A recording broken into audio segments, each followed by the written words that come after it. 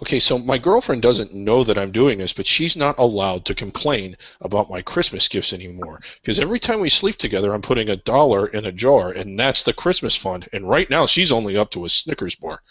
So anyway. Oh, God. Um, Good evening, everybody. Welcome to Oh, Hoops. we're on the air. Yeah, Oh, David, we're on the air. I think we may need to edit that part out, or that's going to be the end of your relationship with Mrs. Shark there, or Ms. Shark. Good evening, everybody. Welcome to the Hoops HD Report. I'm your host, Chad Sherwood. Coming to you, we are recording this Monday evening, February 22nd. Joining me tonight, first of all, the NCAA #1 puppet, ranked by dozens of people on the internet, David Griggs. David, how are you? I'm great. The number one expert puppet of college basketball on the entire internet. There's not another one that knows more than I do. Something like that. Joining us also, Joby Fortson. Joby, welcome back. How are you tonight? Doing well, doing well. Not so well after that Well, game. yeah, that Joe Lunardi #1 seed, that means so much. It kind of slipped through Virginia's hands tonight. We're going to get to that right here in just a second. But first, let me also introduce John Stalika back with us as well. John, how are you? Oh, I'm doing quite well here in Xavier Land. We have a less than 48-hour countdown going down between the Muskies and Villanova's huge tilt on Wednesday. And we actually have big news here. John Stalika has been nominated as the Hoops HD Man of the Year. David, can you tell us why? Well, we asked him, big Xavier fan. He goes to all these games, and we're like, "Are you going Wednesday?" And he's like, "No, I'll be doing Under the Radar instead." So, wow. Yeah, this is commitment, people, from Stalika, giving up a chance to go to see two top 5 teams play, to be here Wednesday night for Under the Radar. So Tune in. We'll have fun that Wednesday night. Yes. Let's get right into some of these games. And as I just mentioned, Joby, we just got done watching a couple of really good games tonight, but the big one in the ACC, Virginia going down at Miami after Miami looked so bad over the weekend against North Carolina. Actually, before we get to that, I think we also have Warren Nolan joining us tonight. We've been trying to get him on for the last couple of weeks here. Warren, are you with us here? I see him. He's down at the bottom. We've got his insignia. Am I here? Is it working? It is! All right. We can't see you yet, but we hear you. Okay. We want to welcome back Warren Nolan, the owner and editor of WarrenNolan.com, one of the best college, if not the best college basketball site out there for team information, RPI information, up-to-date RPI information. Warren, how are you doing tonight? I'm doing great. We were just starting, Warren. Great to have you back again, and we were just going to be getting into some of the ACC games. I don't know if you had a chance to watch the game tonight or not, but I was just about to ask Joby about tonight's big Miami-Virginia game. Well, Miami definitely earned the win, shot lights out, and I'm actually very impressed with what Miami was able to do tonight. It was a defensive struggle. There was not a whistle, though, until 12:09 was left in the first half. It was just remarkable. But Miami got their doors blown out this Saturday in what was going to be really the best chance to decide the regular season in the ACC between North Carolina and Miami.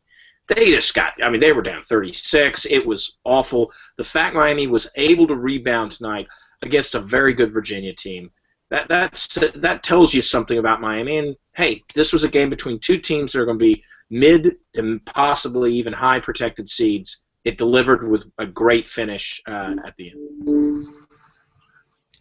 And now we are now in a situation where after this loss, Virginia has now fallen 2 games back, David, behind North Carolina, at least 2 games back in the loss column, making this North Carolina's conference to lose at this point? Well, yeah. I mean, they have to lose twice because they got a 2-game lead over anybody, and there's 4 games left. One of them is at Virginia. Another one is at Duke. It's very conceivable that they could lose both of those. I think Virginia is – I still think that on the court, on a neutral floor, Virginia beats North Carolina. Duke has already beaten North Carolina, so it is theirs to lose, but, they shouldn't have any trouble at NC State. They shouldn't have too much trouble at home against Syracuse, and if they can win one of those 2, they win it, for what it's worth. It's an unbalanced schedule. So you don't know how much credit they're going to get for finishing first, but it is kind of theirs to lose. Now, there is a team that can, like I say, there is a team that can catch North Carolina in the ACC standings, but they are no longer eligible. Yeah. Yeah, that would be Louisville. But as we sit here right now, I think we're looking at 4 protected seeds, top 4 seeds in North Carolina, Miami, Virginia, and Duke. John, do we have a potential 5th top 4 protected seed out of Notre Dame? I've been stumping for the Irish, so yes, I would agree that Notre Dame does have a case. Unfortunately, they got stung in Atlanta this weekend when they lost a last-second game to Georgia Tech. But even with that loss, that's really the first bad loss the Irish have had, while they've had 4 very good wins, including 2 of them away from home against protected seeds, if you count Iowa and Duke. And one other thing, Warren, let me bring you in here on this a little bit on the ACC. After Virginia lost tonight, do you think that North Carolina is a 1 seed at this point, or would you have them down on the 2 line? Well, I actually had Virginia and North Carolina on the 2 line, although earlier in the season I was thinking it was going to come down between one of those 2 ACC teams. I'm not sure. I know I'm sort of in a different position. A lot of people have Virginia up on that 1 line, but I mean, well, if North Carolina does get the outright ACC regular season championship, would that boost them up to the 1 line, or do you think that they need to do more, maybe also follow up with the ACC tournament title? I think it is going to take a few games in the tournament to get them up there. I think they need a little more on the resume with some of the other teams they're competing with. Although it wasn't that long ago, I was thinking it was going to be between one or the other. One of the ACCs would be up there, but right now I think they might have to go a little deep in the tournament to get there now. I mean, Warren, are you at all bothered about them the way I am? It's just that they just don't have that big road win against a protected seed the way we normally see 1 seeds have. I mean, if they get Duke or if they get Virginia, it changes that entirely. But it's rare that you see a 1 seed not get at least 1 true road win against a protected seed. Yeah, that's true. I mean, what I keep focusing on with North Carolina is that, that top 50, they only have 3, I think, top 50 RPI wins. That's correct. And that's, there's other teams right there in the conversation that have a whole lot more than that. Well, let's look at towards the bottom of the ACC, or a team that's heading towards the bottom. I think for quite a while now we've been projecting Florida State as a tournament team. Joby, I did not have in my bracket this week. Was I wrong or was I right? No, I think you were exactly right. I'm in shock because I think Florida State's a very talented team. I thought they were just I was looking at them just a couple of weeks ago as one of those being on the positive side of an 8-9 game, and now I mean the wheels have fallen off losing to Virginia Tech, and they have the talent, but it's just not gelling, and it's not their year, and it's really a surprise to me. It's a flat out surprise to me. Well, I don't know. In looking at this Florida State profile, they've lost. Their last 4 games to Syracuse, Miami, Georgia Tech, Virginia Tech. I mean, if you take those 4 losses, if you overlook that and you overlook their loss to Hofstra, they've got a pretty decent profile. Well, I mean, they do have games at Duke, home against Notre Dame, and Syracuse. If they can win all 3, obviously, but I think if they win 2 out of 3, they may get back in the discussion. Just the way they've played the last week, I don't think they can do it. And the positive thing for Florida State is they did do work out of conference. It's very positive. I mean, the Florida win is solid. VCU win is solid. Those are some teams they're going to be competing with, actually, if they're able to get back into the discussion. So that'll always keep that in mind. Unbalanced or not, you might get into the tournament with an 8-10 record in the ACC. I wouldn't be pushing 7-11 for the Seminoles. Yeah. John, I want to get to one other game that happened this past week in the ACC. I know it was one of your favorite games. How about that Wake Forest-Boston College game? I think, to be fair, this was originally Lee Del Vecchio's favorite game, but as soon as the updates started coming in, 25-2, 29-2, 37-4. Where was this Wake Forest team all season long in the ACC? David, did it have anything to do with? Yeah, I don't think it had anything to do with Wake Forest. I think it had to do with Boston College. Wow. Yeah, well, there's our annual Boston College discussion for the year, so we can move on now, I think. Yeah, about Florida State, I just wanted to add they have something in common with Tulane. They lost at home to Georgia Tech, which is I don't think anybody else has done. So good for them. There's Warren.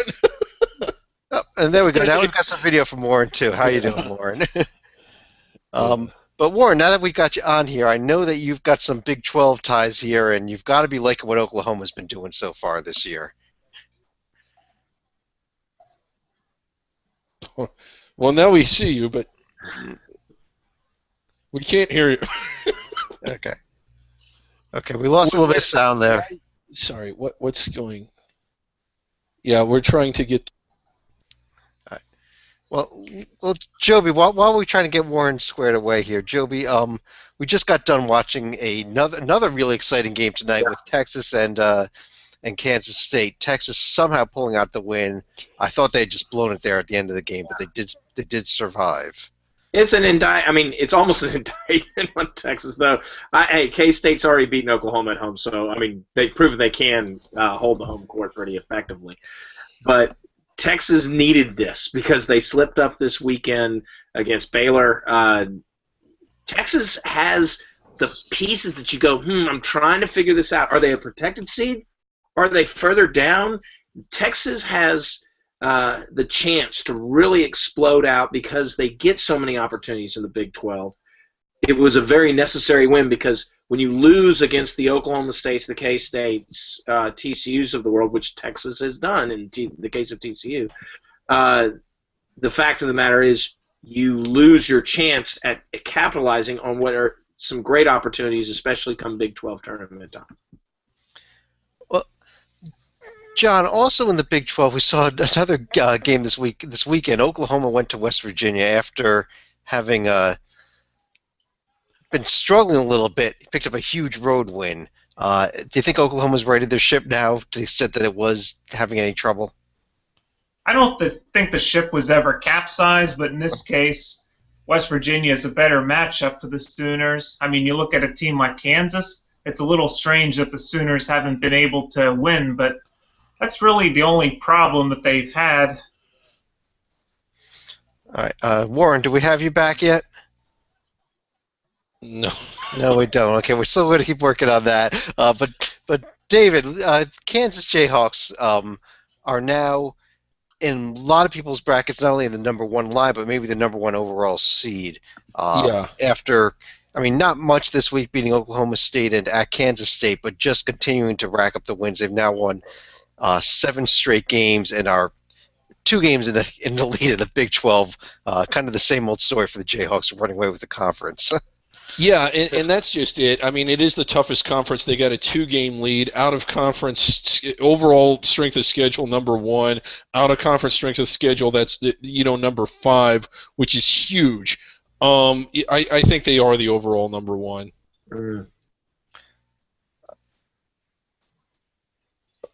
Okay. As we try to continue to get some technical issues wrapped up, the other big story in the Big 12 has been Texas Tech, a team that everybody other than I wrote off, although David swears that they were his favorite team all season. I love this. I've been a huge fan of this. I remember some quotes about Chad's Texas Tech team back in January. We can go back and check those podcasts. No, well, I don't think that's accurate. I've liked them this whole time. Iowa State at home, Oklahoma at home, at Baylor, at Oklahoma State, their last 4 games.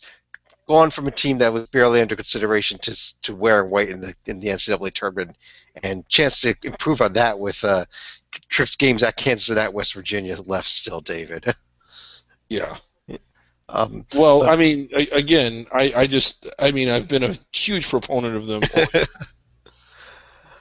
But I guess the other question we have here in the Big 12, we just talked about the fact that the ACC could get 5 protected seeds. John, do you think we could see 5 protected seeds out of the Big 12 as well?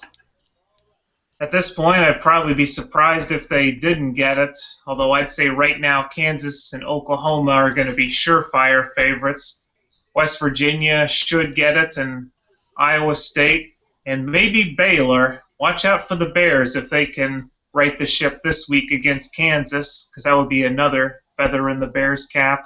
And like I said, watch out for the Longhorns. I mean, Longhorns have 6 top 25 wins. I mean, you cannot ignore that. Yeah, as we record this, actually, West Virginia and Iowa State are playing. Just we're not going to discuss that game because that's at half right now. West Virginia is up. But let's move back as we try to get Warren back again here in a few minutes. Warren, you there? Warren. Okay. All right, let's try and get Warren straightened out here. Okay, we're gonna try to get Warren straightened out. But in the meantime, John, let's move over to your conference here, the Big East. You've already discussed the fact that Xavier and Villanova, both in the top 5 now, and meeting this weekend. Is this a game for a 1 seed, do you think, or can both teams still end on the one line no matter who wins? Well, if Villanova wins, they're going to wrap up the Big East regular season title, so that gives them an inside track. But I think if Xavier is going to wind up getting a 1 seed, they're going to have to beat them at least once. If not today, then in the Big East Conference tournament. But I think this is really the final hurdle the Musketeers have to climb in the Big East to really get up there. Beyond Villanova and Xavier, Joby, the rest of the Big East seems to be starting to fall apart here, as Seton Hall, Providence, and Butler are all heading in the wrong direction. Yeah, Providence has really slipped lately, and I commented on it a few weeks ago. They have one of the best wins in the country of the year, so to speak, with their win over Villanova. But I think all 3 of those teams are in because when you have to look at the NCAA tournament globally, and whereas about a week ago it seemed like every bubble team was winning to try to get in, and everybody was fighting and doing a great job, now everybody's trying to give it away. And at least, hey, Seton Hall's struggles, but they win, and that sort of thing. And it's like, eye test, gouge out, but everybody else is losing. I mean, and yet somehow the Pirates have won 6 out of their last 7. Well, that's just it. I mean, they keep winning, they're going to be in. I mean, plain and simple. Yeah, I mean, Seton Hall. Now I know their latest game was, they had to sweat out a St. John's team. St. John's. But they have won 6 out of 7, and they've won at Creighton. Not great, but it's not easy to win there. St. John's did beat a tournament team in Syracuse. I mean, so it's not unheard of for St. John's to pull a game out of their rear end. And they went to Georgetown and won, and they've gone. I like their profile, at least when compared to the rest of the bubble. It's pretty strong. And then we get treated to a bonus rumble in the Garden on Sunday after the Seton Hall St. John's game. Yeah. But, a little, the handshake went a little bit awry. Just a little but, but I don't know. I mean, if you were St. John's, you'd be miserable too. Let me throw one other thing out there. Joby, this Georgetown team, very disappointing all year. Clearly not an NCAA bubble team at all. Is there a chance they could play a spoiler role in the Big East tournament, though? They'd have to get past Villanova and Xavier, which is a tall order, but don't they have the talent for it? Never say never. I mean, with Rivera, you're nailing it. They have some good players. Rivera's great. But, geez, they just haven't put it together. If I'm going to look for spoilers, in conference tournaments, they're not where my eye is. Plain and simple. I mean, it's going to be that Florida State team, we were talking about earlier, which has some talent, has some wins, but has tailed off. All of a sudden, they catch fire again. It's going to be someone like that. I don't see Georgetown doing it. But you know what? In this crazy year of basketball, never say never. All of a sudden, we'll be seeing Georgetown playing Villanova for the conference title, in March. Well, Georgetown would be the 7th seed if the season ended today. Does anyone here think they might lose to St. John's if that matchup comes to fruition? No. Really, no. Well, the thing about Georgetown is they've lost 6 of their last 7. So if you throw that out, and throw out their losses to Radford and who was the other one? Asheville. Yeah, Asheville. I mean, they've got a pretty impressive profile. Okay, let's move on to the Big Ten on that note. David, Iowa had been in our 1 seed discussions for quite a while. I don't think they're there anymore after what an amazing performance they had at Penn State. Yeah, amazing is an interesting word to use there because I certainly was amazed. I was astounded at what happened at Penn State. Penn State has snake bitten 2 teams now. Is it possible that Penn State is a snake pit? I mean, they're 9-3 at home. Could it be a snake pit there? But I mean, again, yeah, they've lost 2 of their last 3. Losing at Indiana, and I don't want to say that losing at Indiana is particularly harmful, but when you're talking about a 1 seed, I think you need to win 1 or 2 against protected seeds, at least 1. You need to win about half against tournament teams, and you need to win all of your road games against teams like Penn State. And when I say half your games against tournament teams, I mean half the teams that you play on the road, probably more. I don't think they're up there anymore. I mean, there's a lot of stuff that I like on their profile, but I don't like it as much as what Kansas is doing, what Oklahoma is doing, what Villanova, Xavier, some of those programs, Virginia, are doing. They're just not up there anymore. All right. David, could you quickly just try to re-invite Warren back in? We're trying to get him back online here. I just got a contact from him. So, but while you do that, John, let me bring you in here. This is a great show that we've got.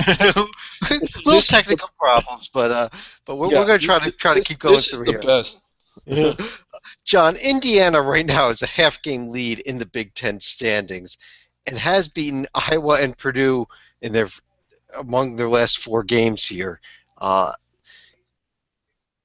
Despite the fact that they tried to throw away that Purdue game, they did pull it out in the end. I mean, really tried to throw it away. Is this Indiana team for real or not? I still don't know the answer. Do you?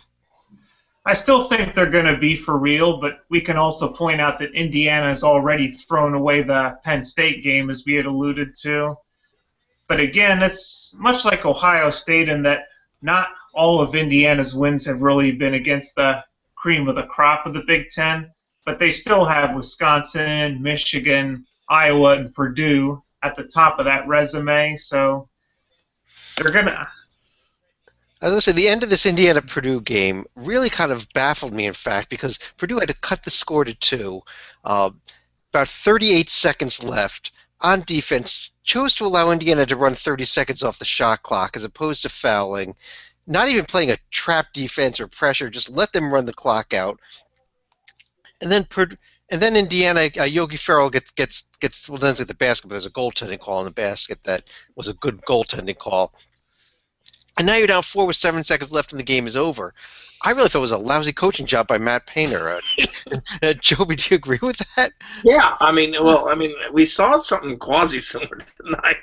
Virginia did a very similar thing, except they're the offensive side. Run the clock down to 4 seconds, then make your 2 instead of the 3 to tie. Yes. So, yeah, it's not good coaches. I think Painter's a good coach. The guy on the other sideline, we can debate. But people make mistakes. That was a mistake. I think it's pretty clear. The other team that I wanted to very briefly mention, and John brought them up here, was this Michigan team over here in the Big Ten. I think they're falling. I know they played well at Maryland, but David, they lost the game at Maryland. Yeah. And they've just been losing too many games, in my opinion, lately, including the game at Ohio State as well this past week. Yeah, they've lost 4 of their last 6, and when they've lost huge. Indiana, Michigan State, Maryland, these aren't bad losses, but, Michigan State clobbered them, and they were at home. Indiana beat them comfortably, and they were at home. One of those wins was against Minnesota. I'm not even sure if that counts. It does if you're Maryland. Yeah, we're about to get there. And then they lost at Ohio State with the cameraman sitting on the floor. I mean, you might have to forgive them for that one. I could see how that would be distracting with the cameraman sitting on the floor. It was certainly hard to watch. But they need to pull out of this. I mean, their next game is at home against Northwestern. Their last 3 are Northwestern at home, Whiskey, and Iowa. If they lose 2 of the next 3, which is at the rate they're going, they might. You're suddenly talking about being right on the edge of the bubble, and if they don't beat Northwestern at home in their next game, I don't think they're going to win any of the next two. What's real strange about Michigan is that I think the game you have to put an asterisk on now is their win against Purdue, because that came with Karis LeVert in their lineup. It seems more and more like we're probably going to have to wind up evaluating what kind of a team the Wolverines are without him. They were able to beat Maryland at home, but that's really their only win of note that they've had since LeVert's been out of the lineup. Well, Joby, let me hit one more team here in the Big Ten for you. And you look at the Big Ten standings right now. You see sitting here at 10-5 and at fourth place, a team that says his name is Ohio State. Then you look at their profile. Is there anything that an Ohio State Buckeye fan should be proud of at the moment? Hey, they beat Michigan. Isn't that, that is always going to be something full of pride in Columbus. Ohio State, you hear, whether you're listening to talk radio, you're reading comments, Ohio State fans have not quite gotten the fact that they don't have a profile. This is a tournament profile. I think the committee does have an idea that their profile is not a tournament profile. However, I have good news for Ohio State. You have a chance to change this. You get to play the teams that you have avoided to amass that 10-5 Big Ten record. If you go through and barnstorm the remainder of your schedule, you have a real shot at the tournament. But right now, you're not even the last four out.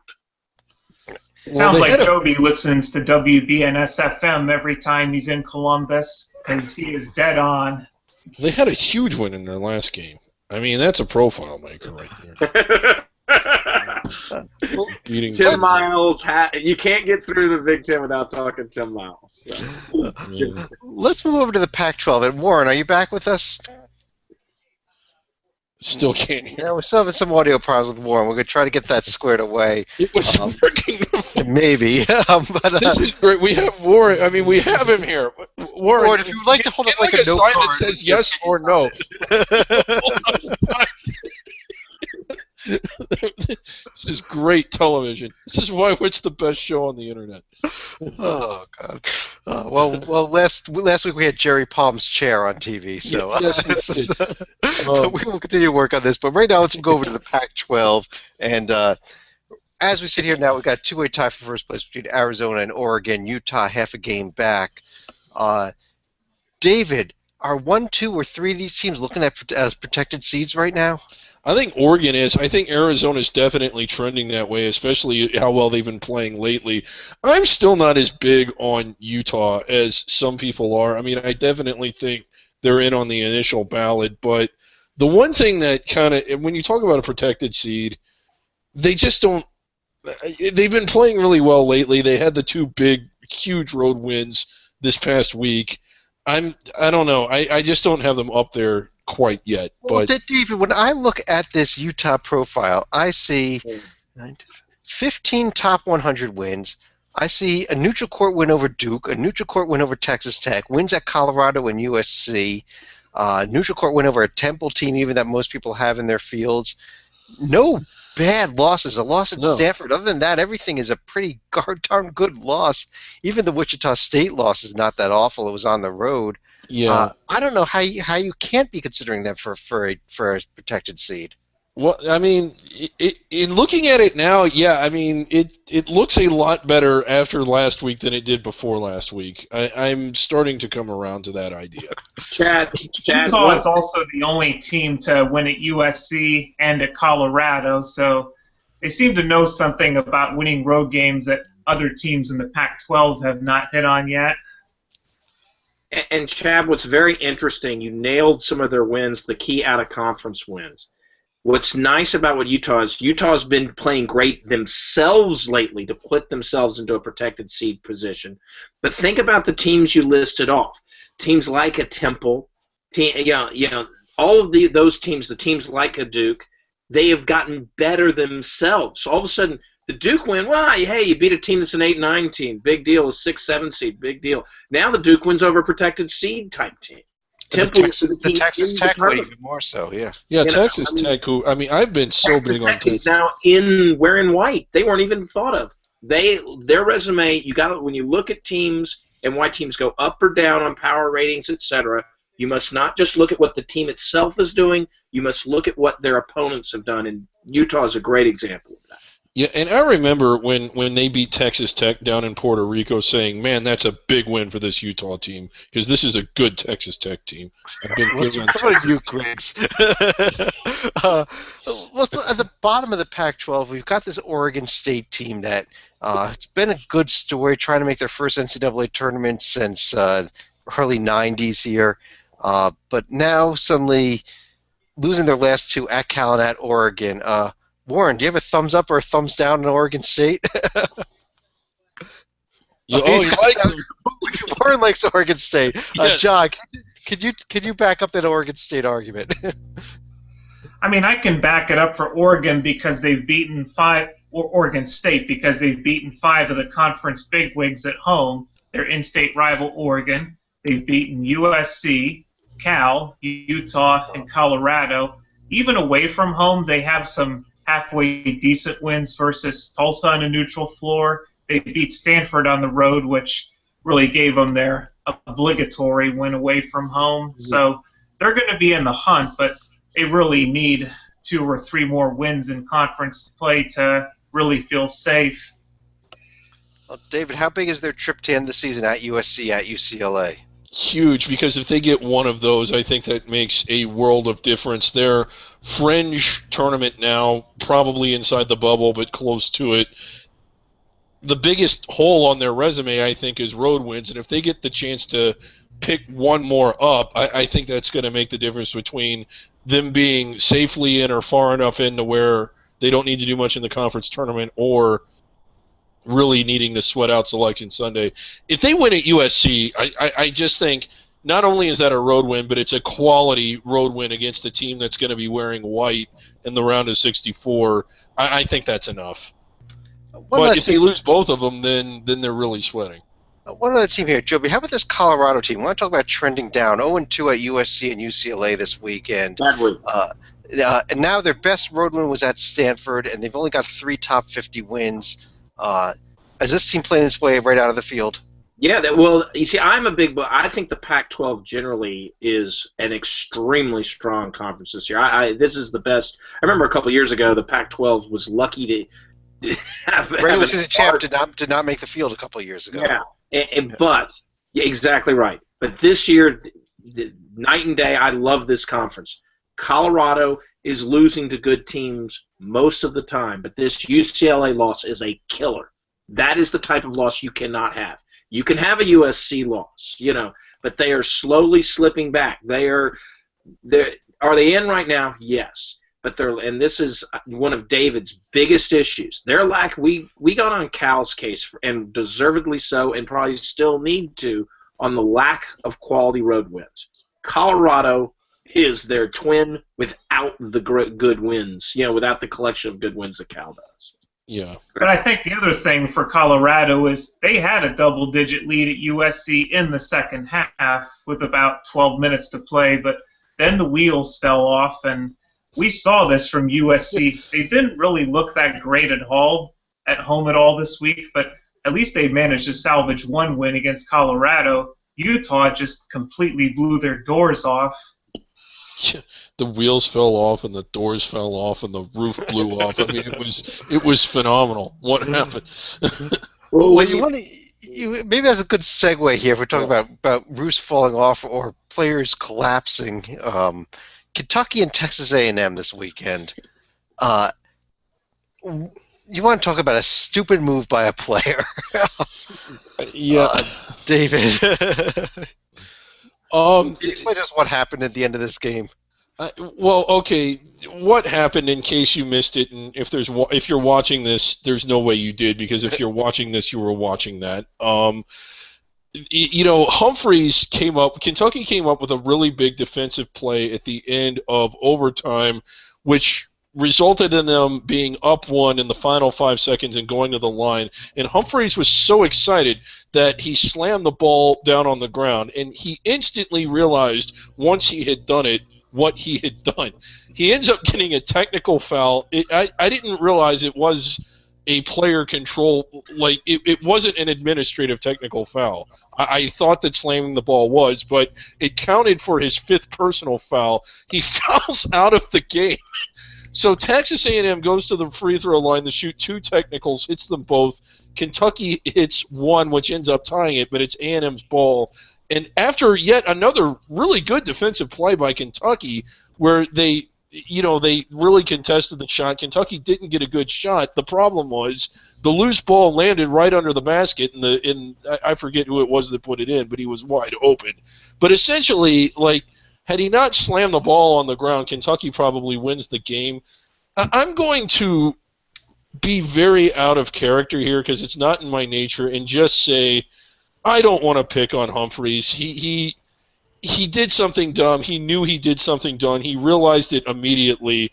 And I'm not excusing it entirely, but I'm going to say that I kind of feel bad for a kid that made a big play, got excited, and lost his head for a second and ended up undoing it. I just think it was a brain fart. Well, Joby, it's probably not the end of the world for Kentucky. I mean, they're still treading towards a protected seed, if not maybe even the 3 seed line. I don't know if they can get higher than that, though. They need to win the regular season title outright, I think, to get that. But in order for them not to do that, they have to further fall apart. They need, no one's now, unless you count A&M, who went through that awful spell a few weeks ago, the last several weeks. Or an LSU team that is out of the tournament.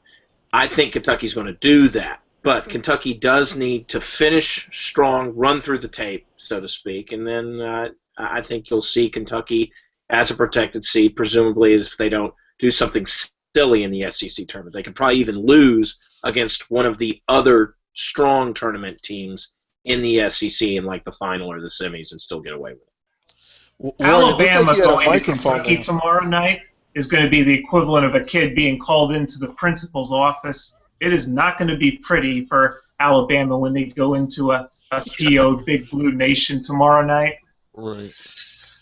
Yeah. Well, speaking about Alabama, I mean, this team really had been trending up now, but then suffers a very strange loss over the weekend in a game at home against Mississippi State. Now they've got to go to Kentucky. The last 3 games, Auburn, Arkansas at home, at Georgia. They better win those 3 because I don't think they can win tomorrow night. And can they still make the field if they just do that? Yeah, I think so. Okay. I mean, judging how weak the bubble is. And, again, prior to that, they'd won 5 in a row, including road wins at LSU and at Florida. They won at Mississippi State, but I remember thinking it was odd that they barely won the first time they played, and since then they had looked pretty good. I think if they win 3 of the next 4, regardless of which 3 it is, I think they're going to land inside the bubble. Well, one other question, I guess, when we have the SEC is LSU. If we look at the standings, they're actually still tied for second place, believe it or not, at 9-5. There's all this talk about we need to get Ben Simmons into the tournament, how great it would be. I don't think Ben Simmons or LSU want to be in the tournament. That's the team I've been seeing playing recently. 4 sub-100 losses. Are we done talking LSU, Joby? Or we're not done just because there are opportunities in the tournament, in the SEC tournament. Did you think this team can actually win another game the way they're playing right now? But the way they're playing. That's the point that you're trying to make. Everybody we should still be talking about. So I don't want to say blanket statements like that. But as far as what they've done recently, they are out. You heard me say it when we were talking about Kentucky and who was chasing them for the regular season title. LSU has, I think you put it well, it's like they're disinterested almost. I mean, it's crazy to me. They make silly mistakes. I don't see how Jones keeps his job. I really don't. Sorry to call out a coach. But I don't see LSU turning this thing around. But Well, Simmons alone could, I guess. Well, the news got a little worse for LSU today. I don't know if you heard this, but Hornsby, their second leading player, is out for the season now. He's going to have surgery for a hernia, and so that really is going to Puts be a little pressure on Quarterman, and he just hasn't hit from the outside like he did last year even. So we'll see how that develops. All right. Warren, thumbs up, thumbs down on LSU. Can you hear me now? Yes! Oh, we have one back. Warren! All right. All right, Warren, your quick take on every team we've discussed so far. Oh, yes. Some of them are in, some are out, yes. LSU, I don't think so. I don't know. They're. I mean, I think when I look at it, what really kills them, because they're going to have to try to get back in this thing, is they have so many home games. I mean, they got that big RPI number hanging around their neck, right? 88. Probably not going to improve. They might get in the 70s. I mean, that's not the one factor they look at, but that is an important one. It kind of sums everything up. It's not looking good. Warren, now that you have you back, let me throw this question at you here. Who do you think the one seeds are as of right now? Who do you think the top 4 teams are out there? Right now, I went with Villanova. Well, Kansas first, Villanova, Oklahoma, and Xavier. Okay, so you're going the Xavier route. Is it Wednesday night, John? Right, Villanova, Xavier meeting Wednesday up night. Meeting up head to head. Warren, do you think that the loser of that game drops below the 1 line, or do you think they can both still hang in there? I think they both can hang in there. I think everybody but me likes Virginia. So it kind of comes down to what Virginia does. I mean, I think Virginia can get in there. Right, and am I befuddled, right? I've been flipping around with a microphone for the last half an hour. Okay. Yeah. But you guys, I don't know. When I look at the big picture, and I know it doesn't work that way when you look at all the numbers and you're sitting in the committee, but I sort of like to have that ACC team in there. So that kind of makes it where Villanova and Xavier both don't get in there. Mm-hmm. But that's sort of not what the committee does. Well, I think that would be like saying you can't have Kansas and Oklahoma in there, and you sure can. You can. Kansas and Oklahoma, the one thing Xavier hasn't done that everybody else except for maybe North Carolina that's in the 1 seed discussion, and I don't think North Carolina's up that high, is that they don't have that monster win either at home or on the road yet. They had the win at Providence. That was really good. They have a lot of good wins. But the one thing they're missing is who else have you beaten that's a solid protected seed. Xavier doesn't have that yet. Now, they'll certainly get their chance to get it on Wednesday and then perhaps even again in the conference tournament. But I think you kind of need that if you're a 1 seed, don't you? You've been guessing the committee, I think, longer than we have. But how other than Wichita State, and even they won at St. Louis the year they got a 1, I just don't recall many cases where a 1 seed did not have a win over a protected seed of any kind, and right now Xavier doesn't.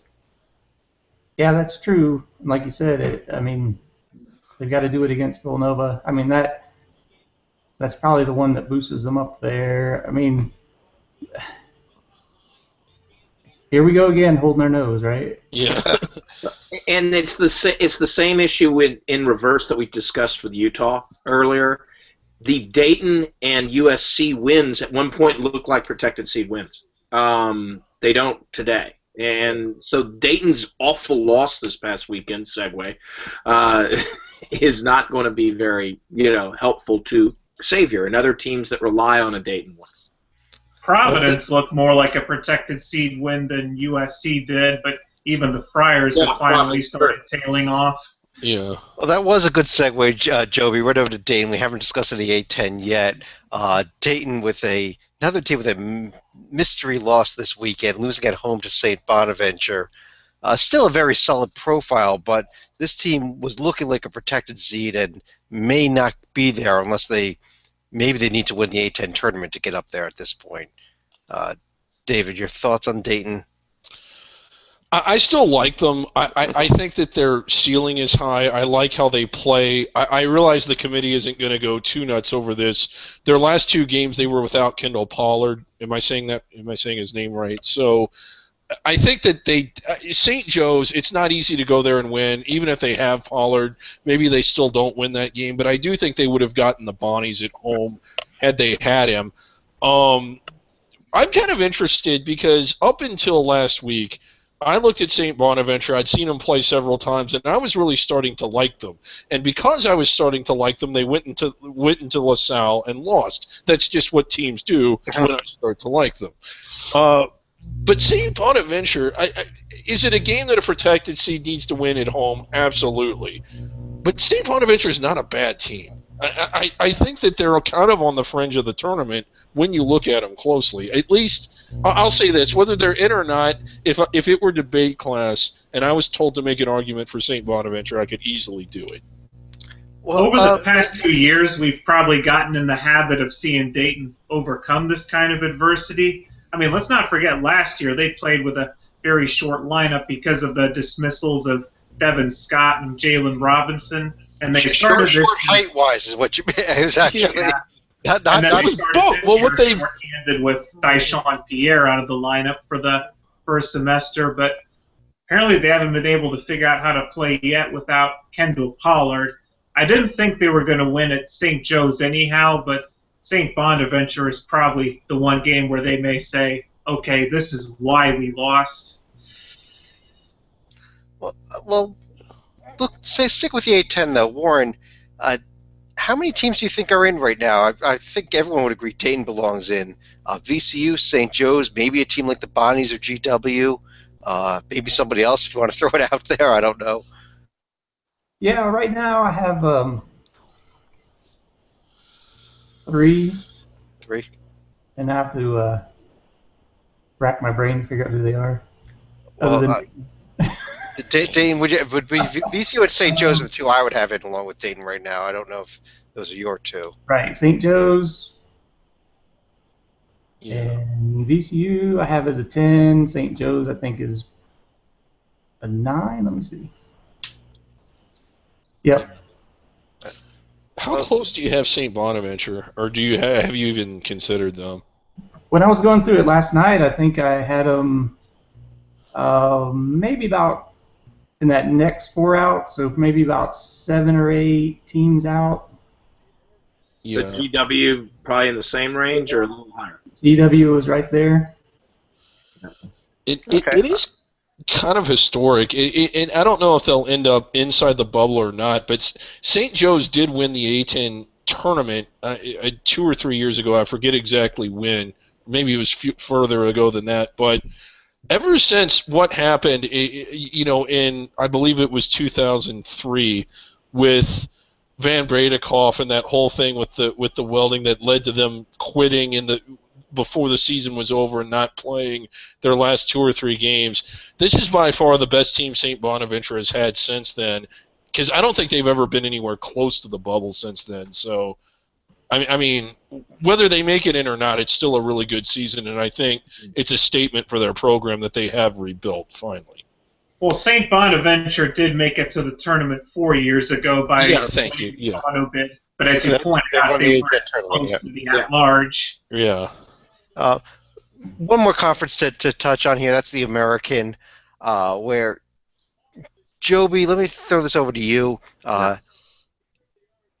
Right now, my bracket I did today actually had 4 American teams in. I did too. I think a case could have made that none of them actually belonged, though. Yeah. So. Let's make that case. of the 4 teams I had in, which I'm assuming is the same as yours, the UConn, Cincinnati, Tulsa, and Temple.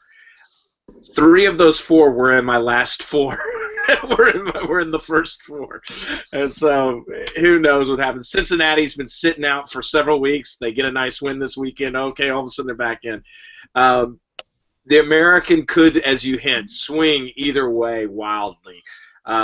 and I have a feeling the tournament will decide probably a bid or maybe even two, in head-to-head competitions.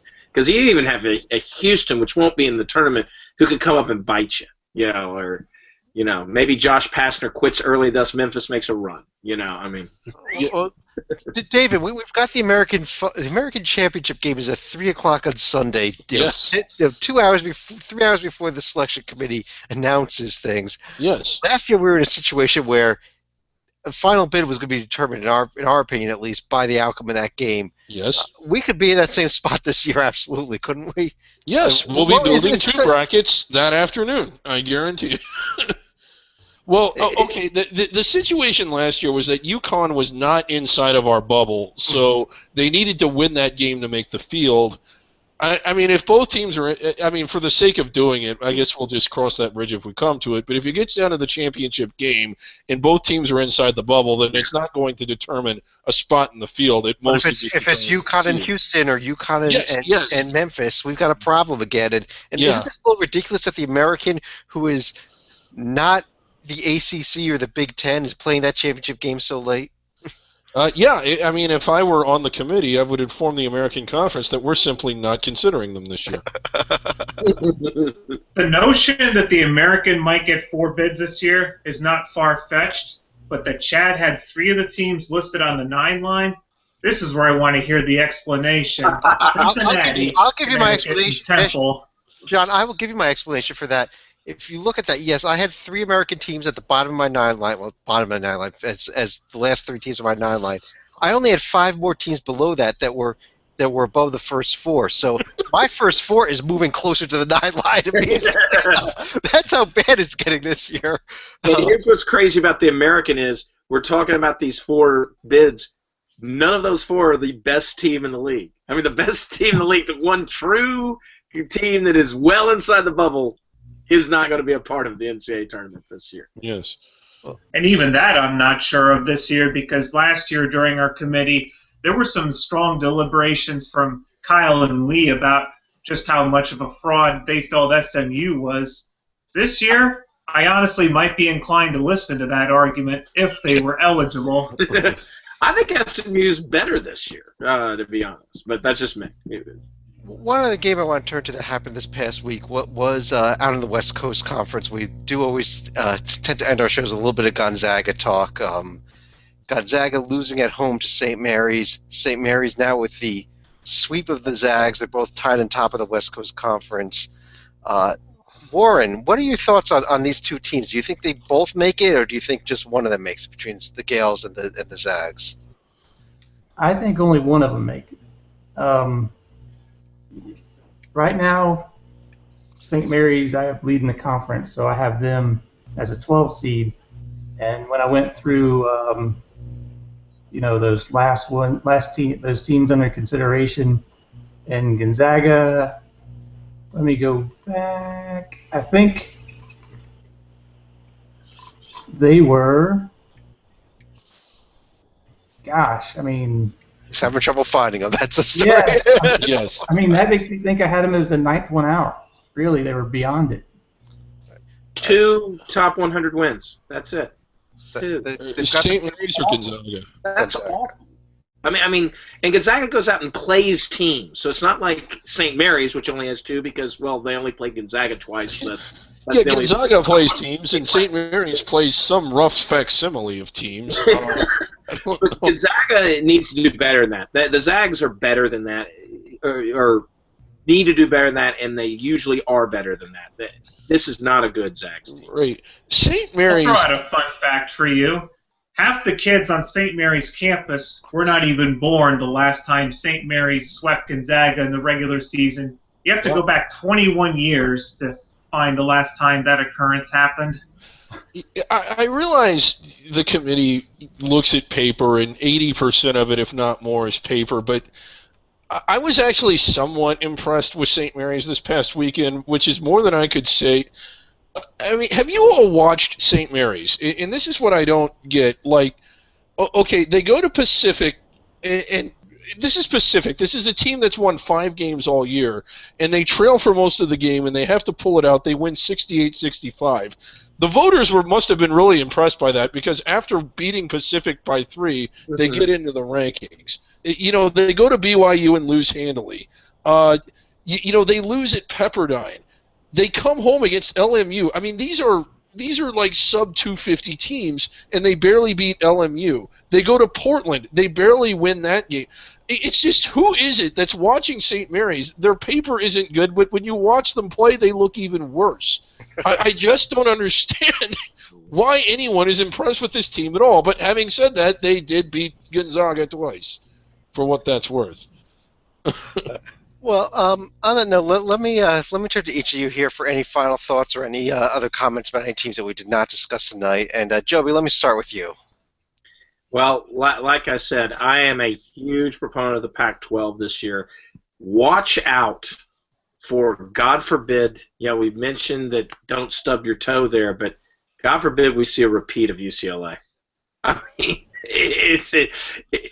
don't say it won't happen. I would prefer it not to. I don't think it will, but keep that thought in your mind that we could be seeing a repeat if they do get the wins that we were talking about in Colorado, etc., down the stretch. I have not taken UCLA completely off my board yet, mostly because of what happened last year. But John, your thoughts? I think Hawaii is going to be our last hope if you're talking about at-large hopefuls possibly crashing the party into the NCAA tournament this year. They're well on their way to winning the Big West regular season right now with just a single loss on their resume.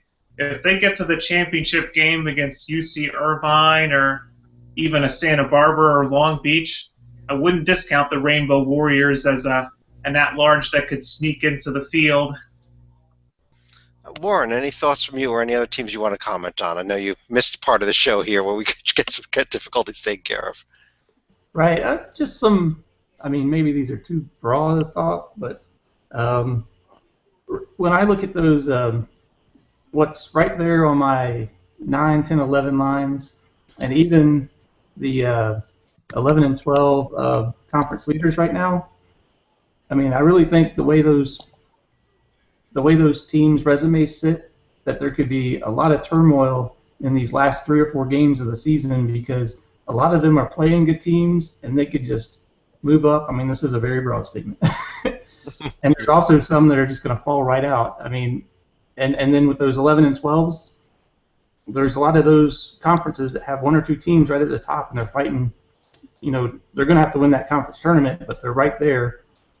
And since those are kind of 11 and 12s, they could be knocking them out. I just think what I see right now on my bracket from 10 through 12 is going to be radically different in a couple weeks. Yeah, and it's kind of a comment that we made the other night when we were building a bracket last week, that looking at brackets right now, you look at the 12 seeds, the 13 seeds, maybe 1 or 2 of the 14 seeds, you're seeing some teams that are capable of winning teams in the NCAA tournament here. Yeah. Maybe more so than in past years, even though on the other hand, all of our at-large bids seem to be coming from a group of about 8 conferences. But David, any thoughts from you? Yeah, a couple things. John already touched on Hawaii. I think Hawaii is one of 2 teams, Stony Brook being the other, that are way better than what their paper indicates, but particularly Hawaii. This is a good Hawaii team. I realize their circumstances are a little different. The travel for them, they can't really put together a strong out-of-conference schedule. But at the end of the day, I think this Hawaii team is good. And I would hate to see them left out because their paper doesn't indicate how good they actually are. Another thing to mention, and I think Warren was getting in on this, like Chattanooga had some credentials to get in. Little Rock had some credentials. Akron had some credentials. There were a lot of teams from outside the multi-bid leagues that I really thought were going to land either on or in the bubble that have just fallen apart over the last couple weeks, particularly Chattanooga. Good grief. So, again, as good as they've been, as much as we've liked them all year, one of the games they better win is that last conference championship game, because if they don't, chances are they're not getting in. And then my final thought is just that I mean, I've been big on them all year. I know we touched on it earlier, but to see Texas Tech playing well, I'm glad everybody else finally came around to me, like, promoting Texas Tech. Well, my final thought here is that I think we need a new rule that when a team that has a resume that is qualified to make the NCAA tournament is ineligible for some reason, SMU, Louisville, instead of letting another team in, let's just knock a spot out of the field entirely. We have too many teams in here. At least get us down to 66 for this year. But on that note, for Warren Nolan, make sure you check out his website, warrennolan.com. Also, John Salika, Joby Fortson, David Griggs. I'm Chad Sherwood. Have a great night, everybody. We'll talk to you real soon.